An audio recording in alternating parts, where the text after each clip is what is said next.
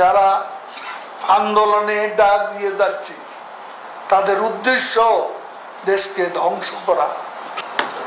আমরা শিক্ষার্থীদের পুঁজি করে বিএনপি, জামাত, ছাত্রদল, শিবির, জঙ্গি গোষ্ঠী, উগ্র বামপন্থী সহ দেশি বিদেশি কুচক্রী মহল অবৈধভাবে সরকার ওঠানোর অপচেষ্টা চালিয়ে যাবে, সেটা আমরা হতে দিতে পারি না। এই অশুভ চক্র ব্যর্থ হবে ইনশাল্লাহ। এখনো যারা আন্দোলনে ডাক দিয়ে যাচ্ছে তাদের উদ্দেশ্য দেশকে ধ্বংস করা, দেশের অর্থনীতিকে আরো ধ্বংসের দিকে নিয়ে যাওয়া এবং পেছনে দরজা দিয়ে ক্ষমতা দখল করা। দেশের মানুষকে সঙ্গে নিয়ে এদের অশুভ উদ্দেশ্যকে প্রতিহত করা। বিএনপি, জামাত, উগ্র বাম জঙ্গি গোষ্ঠী, কুচক্রী মহল এখনো সক্রিয় আছে।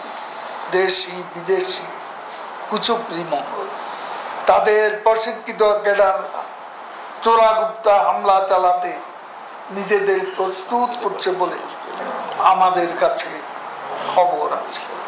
তারা আবারও বিভিন্নভাবে হামলা চালানোর চেষ্টা করতে পারে। দেশের জনগণের প্রতি আহ্বান থাকবে, যেখানেই এই অস্ত্রধারী ক্যাডারদের দেখবেন, খোঁজ পাবেন, তাদের তথ্য আইন শৃঙ্খলা রক্ষাকারী বাহিনীগুলোকে দিয়ে সহযোগিতা করবেন। এদের হাত থেকে আমাদের প্রিয় মাতৃভূমিকে রক্ষা করতেই হবে। সোশ্যাল মিডিয়াকে অস্ত্র হিসাবে ব্যবহার করে বিভিন্ন গুজব দেশ ও বিদেশ থেকে প্রচার করা হচ্ছে।